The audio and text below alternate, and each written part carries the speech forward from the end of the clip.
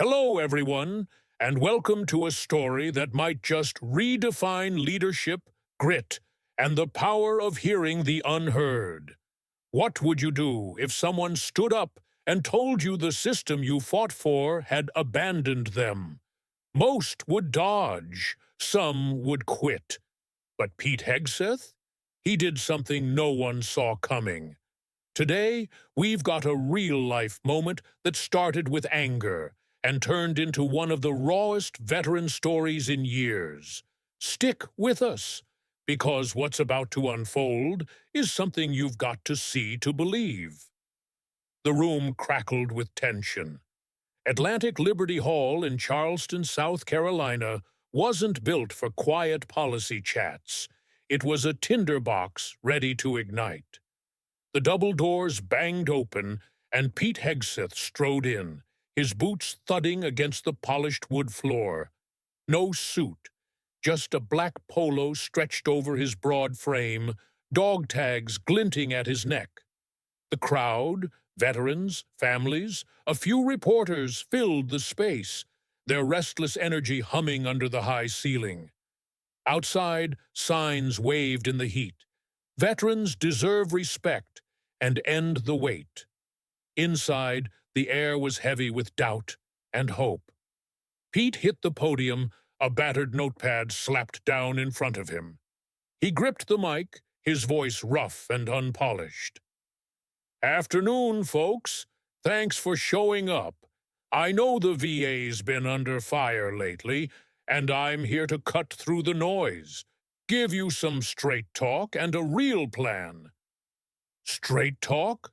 A voice sliced through his words like a bayonet. The crowd gasped. Reporters jolted, cameras snapping to life. The man stood in the third row, tall, weathered, with a soldier's stance that time couldn't erase. A faded cap crowned his silver hair, name tag reading Henry Garrison. "We don't need talk," he said, his voice hard but even. "We need someone to give a damn." Pete's team froze behind him, murmuring. His aides braced for a dodge, but Pete didn't blink. He stepped aside, squaring up to Henry. "All right," he said, his tone low and steady. "Lay it out. What's on your chest?" Henry didn't flinch. 20 years in, 2 tours, Iraq, Afghanistan," he started, his voice gravelly but commanding, rolling through the hall. "Came home with a wrecked shoulder and a stack of forms thicker than my service record. My buddy, Chris Barrois, Marine, hit the clinic last year with chest pain. They told him to suck it up, said it was stress." The room went dead quiet, every eye on him. 2 months later, his kid found him cold on the floor. Didn't make it.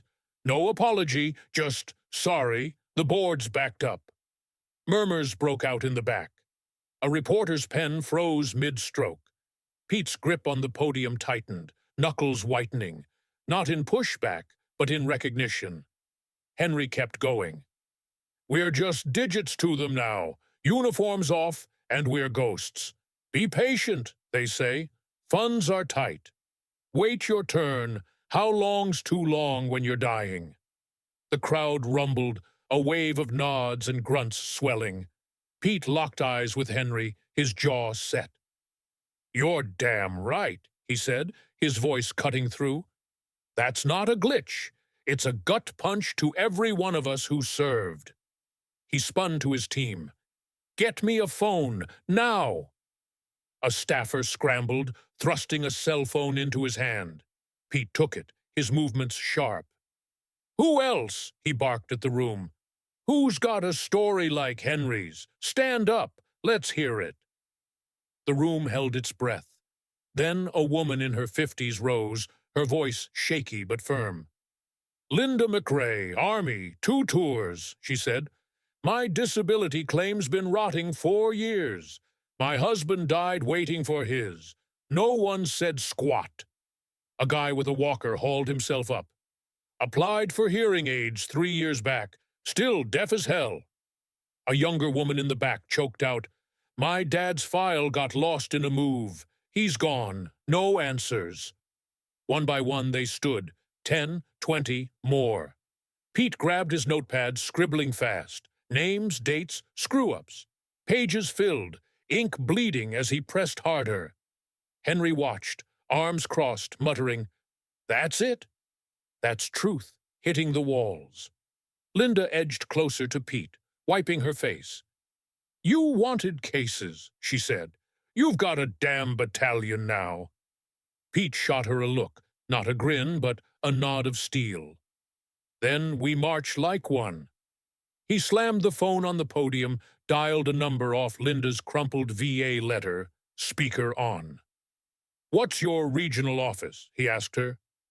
"Charleston Regional Branch," Linda said, voice catching. "What are you—" "I'm calling 'em," Pete cut in, eyes flashing. "Right here, right now." Gasps ripped through the crowd. Cameras clicked like machine guns. Reporters fumbled, whispering, "He's doing it live." Pete didn't care. His focus locked as the line rang. Once, twice, click. "Veteran Services, this is Carla," came a smooth voice. "Hey, Carla," Pete said, his tone rough but controlled, like a drill sergeant holding back a yell. "Pete Hegseth here. I'm with Linda McRae, Army vet. Her disability claim. Claim's been dead in the water 4 years. Tell me why." Silence hit the line. The crowd leaned in, breaths held. Carla stumbled. Claim number?" Pete barked it out from Linda's letter, each digit a punch. Typing clattered through the speaker, loud and frantic. The room was wired, every tick electric. "All right," Carla said after a beat. "It was denied in 2020, appealed in 2021, then flagged inactive. No contact since." Linda's mouth fell open. "They never told me," she hissed, voice breaking. Henry's fists balled up, veins popping. A few in the crowd sucked in air. Pete's eyes narrowed to slits. "Reopen it," he said, low and lethal. "Today." Carla wavered. "It looks like an error. Flagged for review in 2021, closed by mistake in 2022. "Was she told?" Pete pressed, his voice ablade. "No, sir," Carla said, shrinking. "No notification sent." Linda's hands clenched her jeans, her face twisting. 4 years, she rasped. "An error?" "Sorry," Carla mumbled. "She ain't the one you owe that to," Linda snapped, fierce through tears. "Say it to every vet you've buried in red tape." Pete leaned into the mic. "Carla, who runs your shop?" "Director Ellsworth," Carla said, voice shaky. "I can transfer—" "Nope," Pete cut her off. "Tell Ellsworth Pete Hegseth called. Linda McRae's claim reopens today. I'll check back tomorrow." He hung up, the speaker's click booming like a rifle shot. The room exploded. Cheers, gasps, a sob or two. Linda crumpled, tears spilling, but Pete wasn't done. He hoisted the notepad. "This ain't a photo op," he growled at the crowd. "This is war on bullshit. Who's next?" A guy in a suit, Purple Heart pin shining, stood. "Brother's claim took 7 years, denied 3 times. Pete scrawled it. A woman, "Husband's appeal's been stalled 2 years. More names piled up, pages flipping fast. Henry stepped up, voice low. "You're not alone anymore," he said to Linda, then eyed Pete. "You've carried enough. Let me fight now." The vibe shifted. This wasn't a forum. It was a call to arms. Cameras rolled, streams surged, and somewhere miles away, Ellsworth's phone lit up. Pete stepped off the stage, and the clip hit the web like a grenade. Pete Hegseth calls VA Live. Claim reopened after 4 years. Grit or gimmick? Uploaded before he hit the exit, it racked up 200,000 views in an hour. By nightfall, it was everywhere. Hashtags blew up. Vets fight back? Hegseth holds the line. No more waiting. In his Charleston hotel room, Pete sat alone, the city's glow seeping through the window. His phone buzzed like a hornet's nest. Texts, emails, calls. His team scrambled, half panicked, half pumped. One text stopped him. "Linda, you didn't just listen, you moved. Thank you. Whatever's next." He tossed the phone aside, grabbed the notepad, now a war map of names, numbers, and phrases like 18-month delay, file lost, still waiting. He stared, then flipped to a blank page. No press, no lights, just him. He started dialing. "This is Pete Hegseth. I've got a vet case. Get me someone who can talk." Some offices stuttered, thrown off. Others shuffled him around, but each call left a dent, because a vet who'd been there was on the line. Vets nationwide fired back. An Ohio Navy medic posted a video. "My brother offed himself waiting for VA help. Maybe someone's finally watching." An Arizona Marine live-streamed, "Hegseth means it? I've got 20 stories, here's the first." A Jersey widow wrote, "Don't care who you are, if you call, you've got my ear."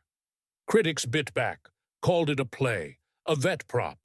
Talking heads argued, real deal or TV trick. Pete didn't bite. He was deep in voicemails, like Sarah from Florida. "Dad's waitlisted 2 years. Saw you fight for that lady. Thanks." Or Eli from Georgia. "Quit trusting folks years ago. You might be real."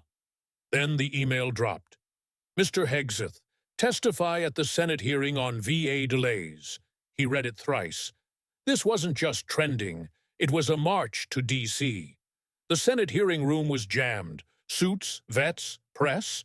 Marble floors shone, flags stood stiff. Pete sat at the witness table, solo. No crew, just his beat-up notepad and a binder stuffed with proof. Letters, screenshots, denials. Senator Malcolm Price, committee head, tapped his pen. "Mr. Hegseth," he said, "you've lit up the country. Some say you've exposed a broken system. Others say it's a stunt. Tell us what went down in Charleston and why we should care." Pete cracked his binder, slid out Linda's photo and denial letter. "Linda McRae," he said, voice steady. "Army, 2 tours. 4 years ignored till I called live." He pushed it forward. "Chris Barois, Marine, chest pain shrugged off. Dead, waiting." Another page.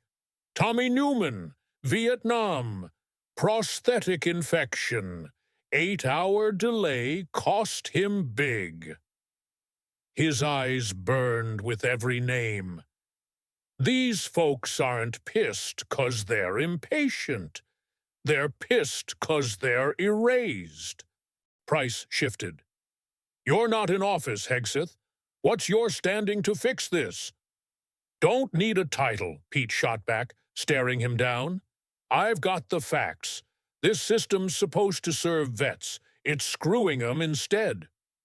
Murmurs spread. Pete rolled on. "I want a full review of claims over a year old, real oversight on appeals, and a hotline, live people, not robots, where vets can report stalls." Price blinked, caught by the meat of it. Then a voice cut in. "Chairman, me, Director Ellsworth from Charleston stood." "Doubted Hegseth at first," he said. "Checked his cases, they're legit. We're drowning, and we're dropping the ball. We need this." The room tilted. This was no clash. It was a handshake across the rubble. Price leaned back, mulling. "Hegseth, what about the stunt claims?" Pete exhaled. "I didn't show up for clicks. I showed up 'cause no one else did. If that rattles cages, maybe ask why it's rare." Silence hit hard. Linda sat behind him, eyes wet. Henry cradled his cap, still. 2 weeks later, Congress greenlit a bipartisan VA reform task force. Updates vowed, eyes promised. But this ain't over. What's Pete got up his sleeve for D.C.? Who's next to step up or get smoked out? This was the match. What's the blaze? Hang tight, 'cause the vets who broke through are just warming up. hit the comments, turning point or flash. Like, subscribe, share if you're in for stories that hit hard.